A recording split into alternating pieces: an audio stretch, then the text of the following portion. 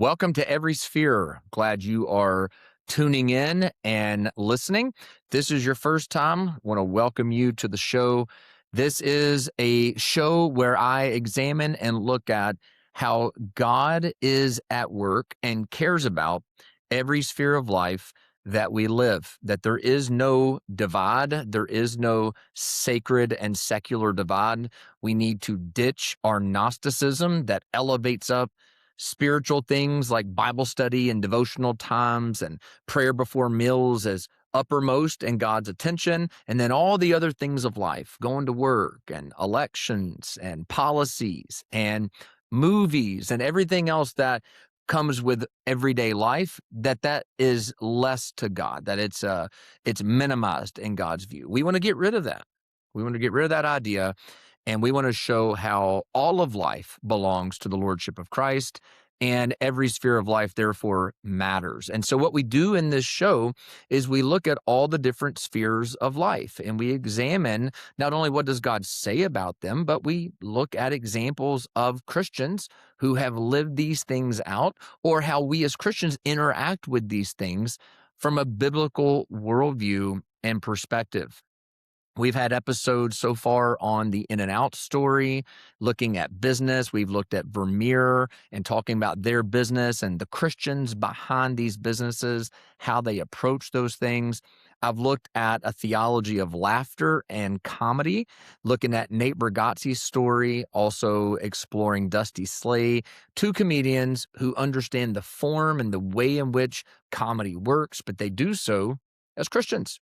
And so that's the thing. I want to highlight people who are doing this well. I want to examine ways that we can think rightly about these things and bring that divide down.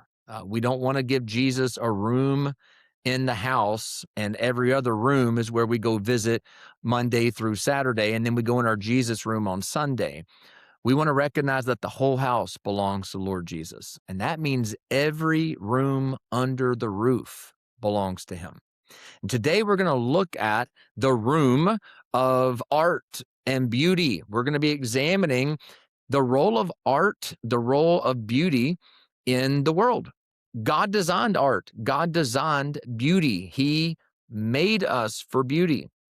When you consider that God created the heavens and the earth from the beginning and made them beautiful, I mean, consider the kind of artist that God is. Consider the profound nature of God's creativity. When you examine something like the eyeball, the human eyeball is unbelievable in its nature, in its makeup, in its design and structure, in its complexity. And yet God made this.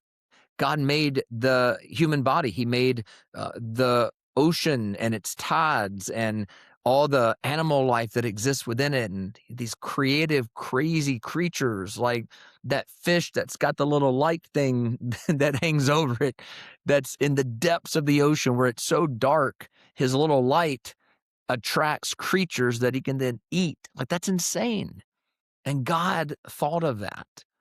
And God thought about distant galaxies and different planets and designs of those planets. And when I consider those things, it's mind-boggling what it tells us about the Creator, right? When we think about the Creator, all of a sudden we recognize the complexity of his ability to imagine those kind of worlds and those kind of colors and details. Like, it's just phenomenal. And I say it's just phenomenal because I'm a creature made in the image of God, made to enjoy that beauty. I am made to see it. I am made to enjoy it. As C.S. Lewis said, my enjoyment of that beauty is actually amplified even as I praise the beauty itself. But I am made to see and enjoy beauty. In fact, when I enjoy beauty, when I enjoy the creative works of God, I am enjoying God, even though I may not even recognize it, even though a lot of unbelievers may not recognize it. The thing that you have to understand is anytime they are interacting with truth, they're interacting with God, whether they realize it or not. Anytime you're interacting with goodness and you're moved by goodness, you're interacting with God because God is the source of goodness. God is the source of truth. And anytime you are moved by beauty, whether it's the beauty of an incredible story, whether it's the beauty of, um, a play or an opera or an orchestra, or maybe it's the beauty of a painting, or maybe it's the beauty of, um, a TV show, maybe it's the beauty of whatever it might be, a product that you made. Beauty is something that we encounter every day in many different spheres of life. But when we encounter beauty, we are encountering God. We are interacting with the God of beauty. And so I want to look at ways in which God amplifies beauty in the world and how God propagates beauty in the world through these different mediums by which God is the author of and the creator of. And when I think about art, we have everything from paintings to photography. We have everything from novels to movies and television shows. We've got music. We've got architecture and building design. All of these things touch on beauty. And so I'm not going to hone in on one discipline as much as I want us to understand why is it that these things resonate with us? Why is it that beauty delights us? That's a fascinating thing to think about. Why is it that a building with beautiful architecture and design and aesthetic, why do we enjoy that more than just some plain rectangle, brown, lifeless building? Why do we have, quote unquote, a response of enjoyment to one versus the other? From a functional standpoint, they're both just buildings. You can walk inside, you can put stuff in them, you can office out of there, you could sell goods out of there. Why is it that beyond simply the functionality, beauty moves us? Why did ancient churches focus so much on beauty and architecture and lighting and stained glass windows? Why did that kind of stuff matter? Because our souls are meant to enjoy beauty. Our souls are made for beauty. And that's why it matters when we think about engagement with the arts. Now, let me see if I can help define what makes something beautiful. Um, the elements behind what makes beauty are not purely subjective. I know when we start talking about beauty, some things people will say, well, beauty is in the eye of the beholder. And there's a real small fraction of that that's true. There's a level of that that's true. But beauty is objective in the sense of you can't simply call everything beautiful. If I attempt to sing right now, which I will not do, if I attempt to sing right now, you will not call it beautiful. Okay. It might be serviceable, but it won't be beautiful. And the reason for that is because there are objective standards to beauty. We talked about this in the episode on In and Out on episode 4. We looked at the fact that God has instituted not only laws within nature, he has created laws or norms within all these different spheres of life. And there are norms within the world of art and aesthetic and beauty. There are notes that when you sing, you are either hitting that note or you're not. You're either flat and you're below the note, or you're sharp and you're above the note. And in that sense, it's objective. You either are or you aren't. And here's the problem. When you're flat or when you're sharp, it's not as beautiful because you're not matching the form. Music has chords and it has melodies and it has timing, and there are norms associated with it. There are forms associated with it. The same is true with artistic, paintings. The same is true with story. story has form. There are certain ways that story has to work. You have to have, an opening, conflict that's going to set the story into motion. And we need to have a protagonist, a heroine that's going to transform over time and that we can resonate with. We see something in ourselves in them and we want to follow along on their journey, and we want to see them suffer and struggle but overcome it, and we want them to defy the odds, and there's going to be an antagonist who's going to. Every story has certain elements that make it a great story. If it misses this, then it's going to fall short of the form.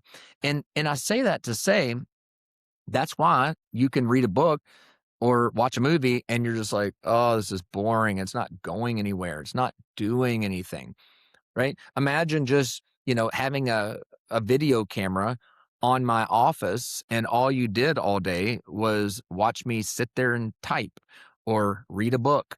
You would quickly check out because it's not a story. The form of story that captures you and grips you and draws you in would be absent. Okay. So there's arcs in people's stories. There's character arcs. People are transformed. If you miss those elements, your story's not going to be any good. The same is true with acting. Okay. Not everybody can be an actor because acting requires that I believe that you're actually this person. I don't get clued in as a observer that you're acting, right? So if you stumble over your line, that kind of gives the game away because I'm like, yeah, well, most people don't stumble over lines in real life because they're just living. And so there's form, there's standards, there's objective realities that determine whether or not something is good art or bad art. In the scriptures, we see in the book of Exodus, the Lord talks about gifting certain craftsmen with skills for creating different things. You've got stonemasons and you've got people who are able to craft and hone in jewels from the earth. You've got people who have the ability to envision how something should be laid out and work and be aesthetic, and they know how to work with materials like silk and different things that can adorn a room. In other words, it says God skilled them. God gave them the ability and the wisdom for how to use that craft to do something beautiful. Now, that beauty, let me define beauty, is the combination of order and surprise. Order and surprise. These are the two things that makes something beautiful. When we talk about order, I'm talking about those norms, those forms that make something objectively beautiful, right? So a song needs to follow certain norms and form in order to qualify as something that could be beautiful. But the thing that it also needs to have is it needs to have an element of surprise. And what I mean by that is this: there are a lot of people who can carry a tune. Not everybody, but there are a lot of people who can sing. There are a lot of people who have the ability to sing a song and do it objectively well. But there's also a reason that not every person who can objectively carry a tune is not a big famous recording artist. Not everybody who can sing gets a record deal. Some people's voices are just very normal, average sounding voices. There's no surprise that comes. There's nothing that makes it stand out or unique. And that's the thing about beauty is it's not just order, but it's order and surprise. There is a young man that is on American Idol right now, and this guy's voice is very high. It's kind of like abnormally high, but not in a distracting kind of way, but in a very unique kind of way. And when he sings, he has your attention. When he sings, you lock in and you're like, whoa, that's different. Like, whoa, he's really good because he's hitting objectively the order, he's hitting notes, but it's surprising because you see this guy and he's short and he's got red hair and a little mustache, and his background as he worked at dementia. He's a dementia care partner at a facility, and all of a sudden you hear this guy singing, and you go, "Whoa, wow, where'd that come from?" That's very unique. That's what we mean. That's that's when we start entering into the world of beauty. It's when we see the order and the surprise come together. When you're at the beach, and if you don't live at the beach, going to the beach and seeing the ocean, you're like, man, the beauty captures you. You see the order of the thing, which is the scope, and you see the waves coming in and waves coming out, and you can hear the crashing of those waves. But the surprise comes in the form of the vastness of it, the endless horizon of water, or even when that sun is rising or setting over the water. And we see sunsets every day. Every day of our life, the sun sets. But there are moments when we see a sunset, and because of the cloud coverage or the humidity or whatever it might be, the sunset may pop with grandeur unlike other days. In other words, there's an element of surprise. There's an order to it. It's always doing that. Sun's always going to set. But there's an element of surprise, and it goes, wow. And we go, whoa, what? Look at the sun. Look at the sun over there. Or the moon looks bigger than normal some nights. And you go, whoa, look at the moon. Look how big it is. It looks massive, or it's orange looking right now. And we're like, man, isn't that cool? So beauty is this combination of order and surprise. And all of us are made for beauty. And the arts are all about communicating beauty. Now, through the arts, here's what's fascinating. When things are done beautifully, they resonate with our souls. They open us up to hearing truth and goodness experienced through the medium of beauty. When something is done, a story that's told beautifully, it's got order, it's got surprise. What can be delivered through that story is truth and goodness. It can inform us. It can even shape our characters. It can challenge our thinking. It can bring repentance. And it doesn't have to be an objectively Christian story. It doesn't have to be an explicitly Christian story. It doesn't have to be, John Bunyan's Pilgrim's Progress, which is very explicitly a Christian story. There are many stories that are told that are Christian because they're biblical in nature in terms of what they're communicating. They're teaching us something about human nature, or they're pointing us to the need for objective truth, or maybe they're demonstrating the contrast between good and evil. And in that way, God can use those to teach us. And story in that way becomes a source not only of beauty, but of engaging with truth and goodness. And in that way, it's transformative to us. It can comfort us. It can connect us back to memories and make us think about people. One of my favorite bands is the Beatles. I may do a whole, they are my favorite band. There's not one of my favorite. They're my favorite band. And I think they are objectively, I'll die on this hill, the most important band that's ever existed. Now, I didn't say the best. I think they are. But objectively, they are the most important band that's ever existed. And I could do a whole dissertation on that. Maybe there's a Beatles episode to come. But one of my favorite songs of theirs, and I would argue that it's one of my favorite because it's the most important, moving song to me of theirs, is the song sung by Paul McCartney entitled Blackbird. And it's on the White Album. And the song is a beautiful song. It's a beautiful song. And it's just him on the guitar for the most part. And the song means so much to me for a couple of reasons. One, the song was in a movie called Boss Baby. And my son, Caleb, who passed away in December of 2019, when he had his stroke a few years before, this was a movie that he had been watching. And when we were in the hospital and he came out of his stroke and we were, he was getting care and we were kind of really in the thick of things, This was a movie that we watched in his hospital room on repeat. For whatever reason, he loved Boss Baby. There was a lot of funny parts in it. He watched it. But one of the songs that played in the movie was Blackbird by the Beatles. And the song itself is a beautiful song, and it speaks about this blackbird singing in the dead of night. Take these broken wings and learn to fly all your life. Um, think about Caleb's condition and what he was going through.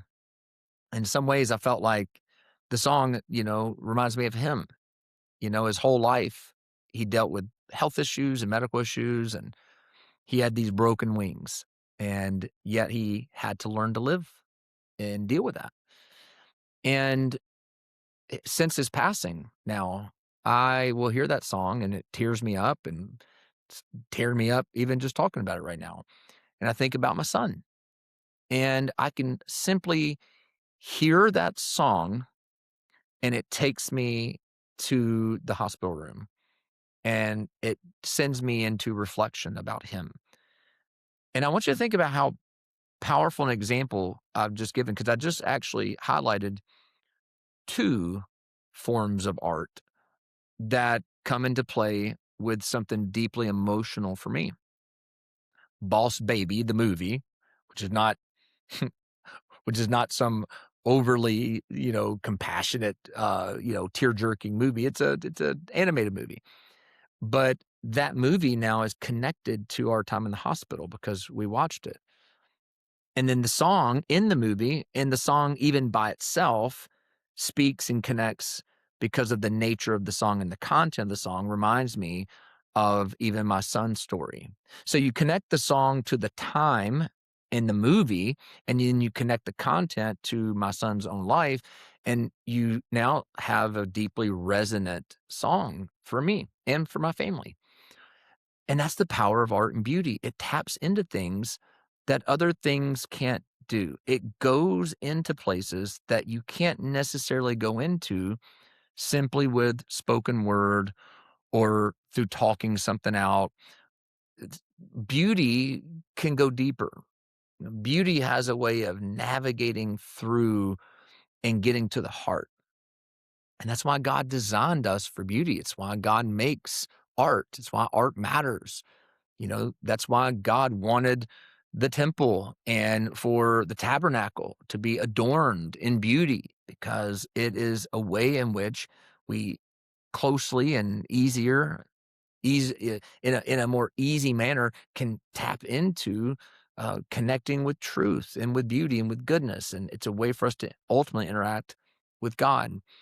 And so I want you to think about those things. I want you to think about the reality of beauty. I want you to think about the fact that we are makers of beauty. And this is why we need artists. It's why we're not some purely utilitarian, uh, country and world. As Christians, we don't think, well, you don't need art and you just need people that make stuff so we can sell stuff, right? We're not purely just some capitalistic kind of materialistic, this is the only stuff that matters, right? Drive production. No, we need beauty.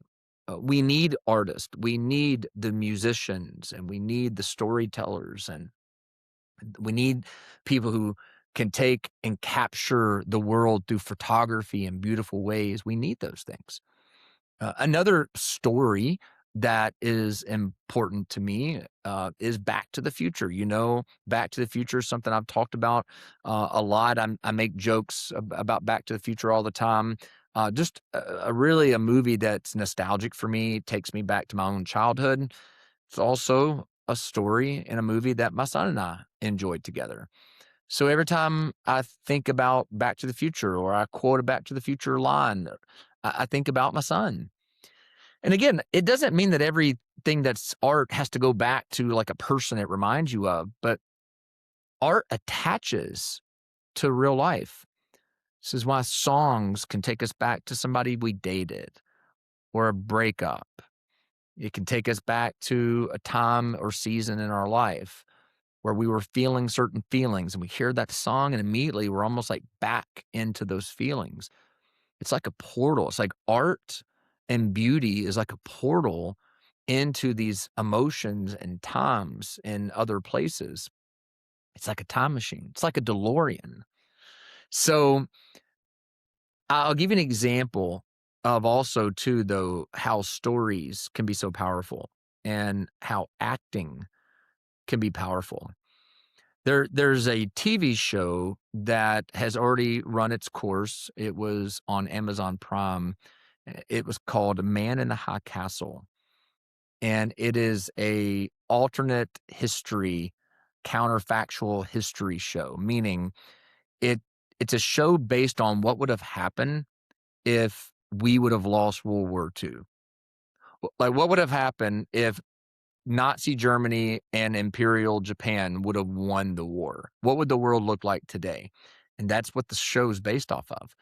And in the show, one of the German officers had a child who had some health and medical issues.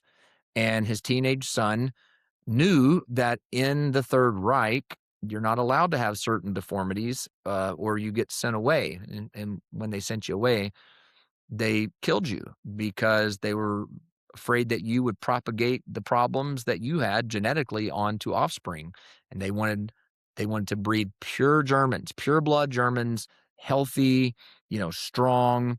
And so in the course of the show, the father is hiding his son's health issues from officials. And once the son's old enough to realize what's going on and what the implications are, he's such a loyalist to the Reich that he turns himself in despite his father's pleads.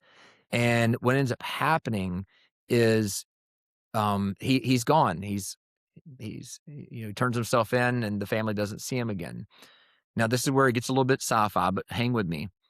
In this show, there is a portal in which they discover this portal in which they are able to actually travel into what you would call different timelines. Like, what would the world be like if, right? And they are able to go into a different timeline. And one of the timelines this guy goes into is a timeline that we live in, where the Americans win, right? So in the show, the Americans didn't win, the Germans won. But he goes into a timeline that's really our timeline, where the war was lost by Germany and Japan and the Americans won. Well, here's what's wild.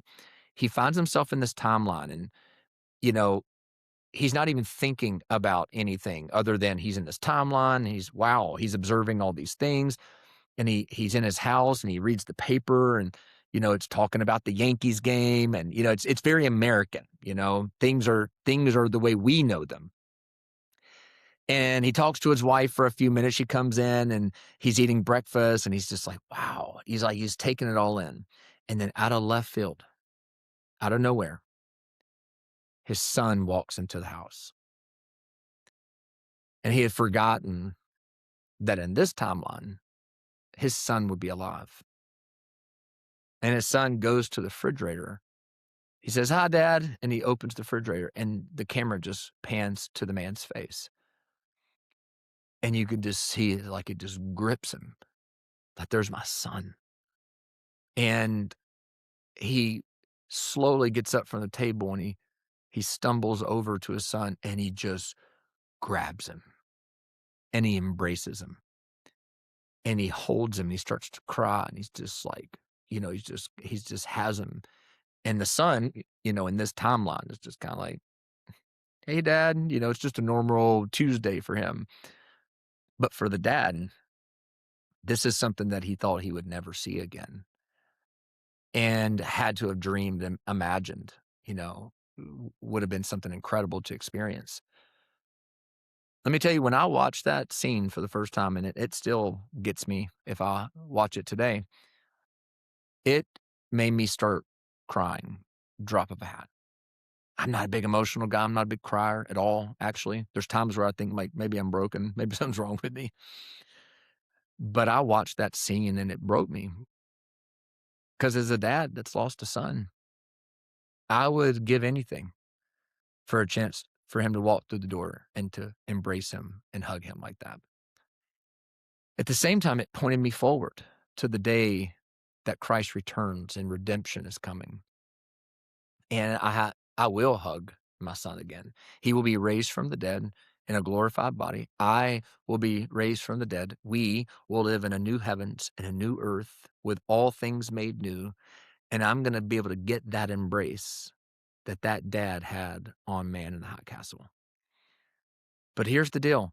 I simply watched two people act out a scene in the middle of a story that somebody wrote and created this little universe in a fictional story. They made up a story. They took the norms and the forms of good stories and they built this story in this TV show.